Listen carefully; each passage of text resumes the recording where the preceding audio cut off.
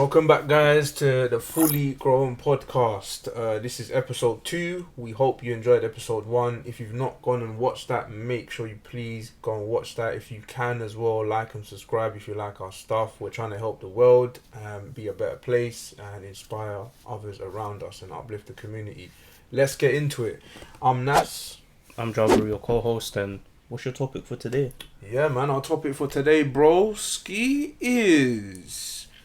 who are we to judge? So we started, to start there. It was initially who are we to judge someone's mistakes, but we thought we'd put it down to who are we to judge. So let's get straight into it, man. Who are we to judge? So we feel like both me and my brother, like we're in a world, where there's a lot of people are suffering. And what's making it worse is that everyone makes mistakes. Every single person has flaws and has things they have to go through to grow through. And people make mistakes, but we've got other people that are easy to judge and are coming at other people and putting them down, man. All sorts of people. And there's a lot of people trying to do good in this world, but they've made mistakes. Exactly. And then you've got other people judging them, putting them down. So we've got some real life scenarios we're about to bring you, man. My brother's got a sick one, so yeah. Yeah, Sorry, so bro. For us, like, we come from an area, you could call it the hood. And we unfortunately have ties with a lot of people who maybe didn't go through the best circumstances and landed themselves in trouble. Yeah. Me personally, I have a very close brother of mine, and I only have 3 close brothers in a tight-knit circle. So one of them went behind bars a few months ago, unfortunately.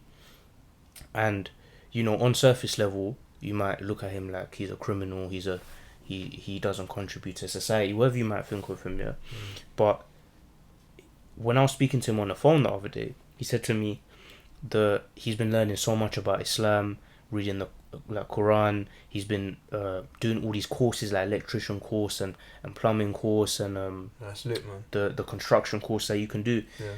He also said to me that the local imam that comes into the the pen to lead the Jummah, he gave him the task of, you're going to lead the Jummah soon. Is this something you want to do? Here, these books, you can read them. You're going to lead the Jummah soon. So my bro, he went away.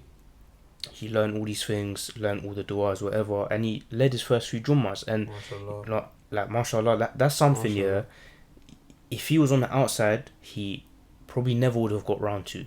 Never would have got round to reading the Quran and doing like these courses and stuff. And so for him, that's kind of one of the best things that could have happened to him, in a way. And that's the qadr of Allah. We don't know these things.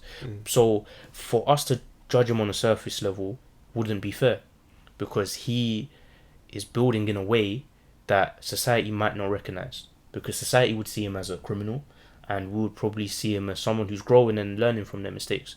So that's something where, because we're from that scenario, that scene, we see a lot of brothers like that who actually make a good change for themselves when they come out of pen. Million percent. Yeah, that's just a little story I had of mine that I could share. Yeah, that's certified, man. That's proper. Exactly. I've we're coming from the hood, so like I've got a lot of friends, a lot of close friends as well. Unfortunately, where they've been in situations, and 2 of my close friends have been in jail. Well, quite a lot of my friends, but close friends, like my kiddies, they've been in jail. And one of my best friends, he went jail 2 years, then he done a second bird, and he went jail again, but he done 6 months the second time. And I've got another friend that's done 8 years in jail. So equally, bro, like, they speak to me, and I want to put out, adding on to what my brother has said, I know they have gone through immense trauma.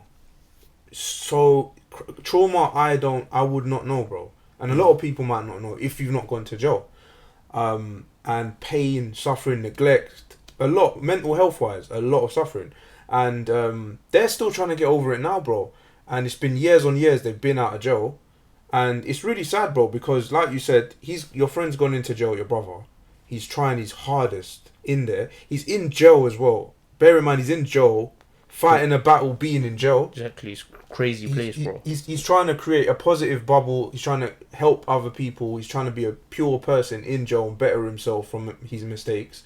And then when he comes out, he's already got limited options. Exactly. On top of the limited options, he's got mental health trauma he has to try and fight. On top of that, number 3, he's got people that are judging him. And if if people work together where we could stop judging someone so much, because like I said in the last episode, I had a client and he went prison for 10 years and he came out, remember, and he's still going through a lot of trauma, and I had the blessing of being able to have a session with him, and and my close friends as well, they're still battling trauma till this day, and it's difficult because we've got people, like you said, like family, friends, close people, like, oh yeah, don't speak to him, he went jail. He went jail for this, he went jail for that. Oh, don't speak to him, he's trash, he's a bad person. These are real sayings that people say, bro, day to day. Why are you judging that person when that person's come out, he's trying to better his life? Exactly.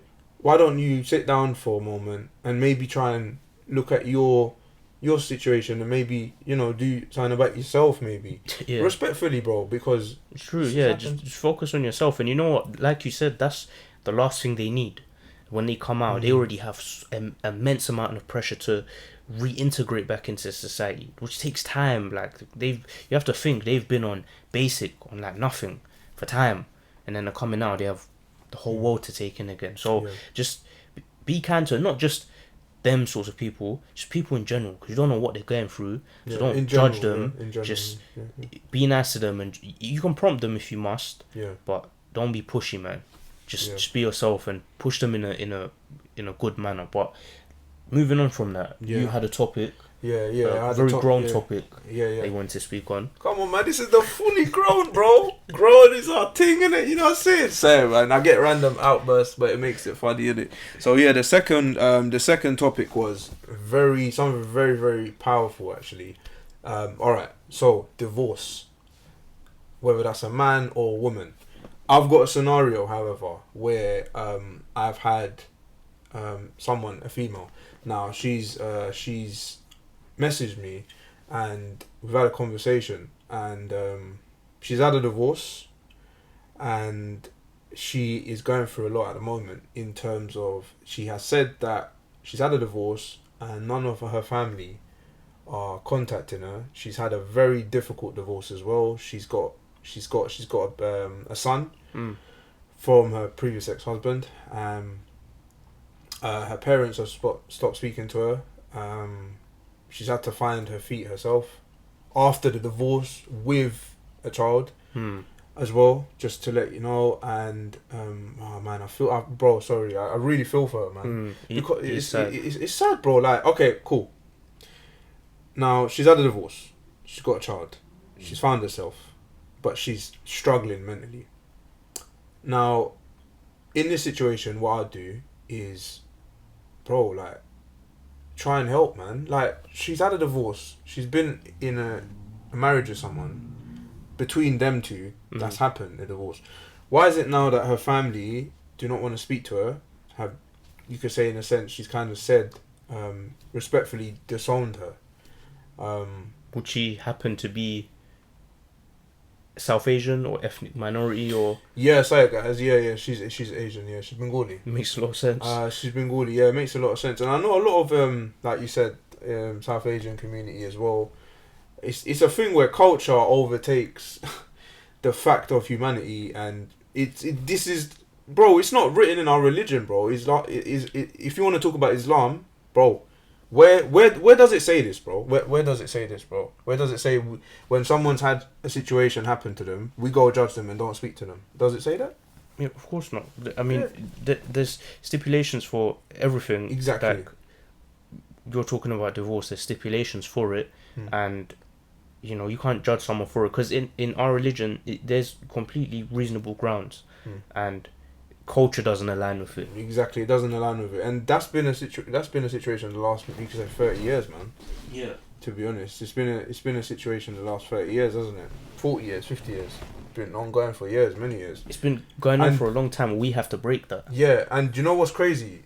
50 years ago, when all our uncles and aunties migrated to here and created a life, they're bringing, unfortunately, because they've been brought up on it, but they're bringing that old school toughness that they learned from their parents, our grandparents, or, you know, don't speak to that person because they're divorced, don't speak to that person because they're at job, status again, pride, all of that, and they're bringing it here. But this is a new era, this is a new generation, this is a new thing where we're trying to break that. And yeah, she's going through a lot mental health wise. She's thought about, you know, she's severely depressed.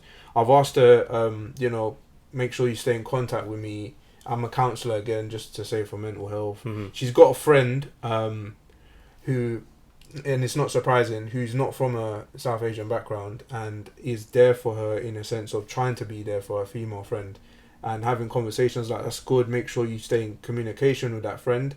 And I was like, have you tried reaching out, even though, you know, your family have done what they've done? I'm sure maybe, you know, I don't know, just looking at it from a positive kind of view, maybe try reach out, maybe see what happens. And she said, no, they've completely just stopped speaking to me. And it's sad, isn't it? So I've got friends, I've got friends that are male, friends that are female, divorced, great people, lovely people.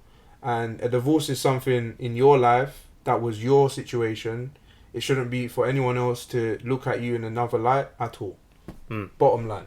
Exactly. And who are we to judge? Exactly. Who are we to judge? And just a little nuance point that I'd give you that I just thought about.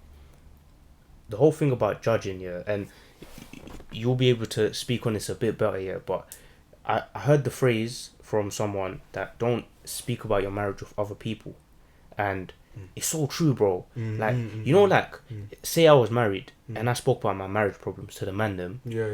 Why am I going to do that for them to go and judge me? So if you're having those in-house problems, like, confide your trust in, firstly, Allah, but then go about seeking professional guidance, professional advice, not the man them, bro. Exactly. Yeah. Go to your 100%. I work with a counsellor. He's a counsellor for mental health, but he's also an Islamic counsellor as well. Okay. And a marriage counsellor.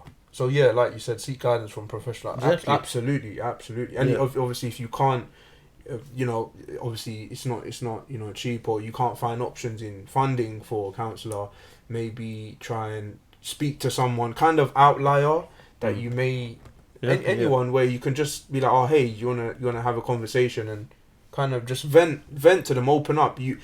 I'm telling you now, and I'm telling you this 100%, guys, 100%. Speaking to someone that is kind of an outlier in a sense, a stranger, and opening up, it can do you wonders, you know. It can help so much. Exactly, And that's really it, isn't it? Yeah. It's really good what you said about the Joe story, though.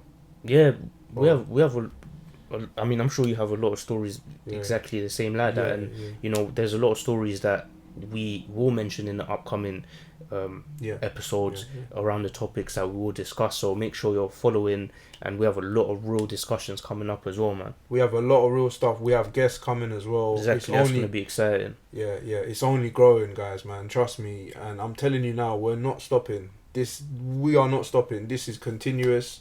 Make sure you got your popcorn ready. If you don't like popcorn, make sure you got your fruits ready, your salad, or your cup of tea or coffee, whatever it is. You know what? We have to say fruits and salad because we're on the health thing. We're on the health thing. Health, innit? Yeah, we can't say popcorn. We can't say popcorn right now. We get people DMing us like, bro, why are you trying to advise people? You're competing. We're both, inshallah, we're looking to compete, both of us in our different aspects. In our sports one day, man. Our sports, so, yeah, man. But, hope you like that. Like, subscribe, comment. Thank you again. I hope you guys are all good. Anyone going through a difficult time, feel free to message myself on Instagram or my brother. We're always open to a conversation 100%. With any of you guys, you know. I'm telling you, we're here and we're different and we're here to uplift you guys. Take care. See you later.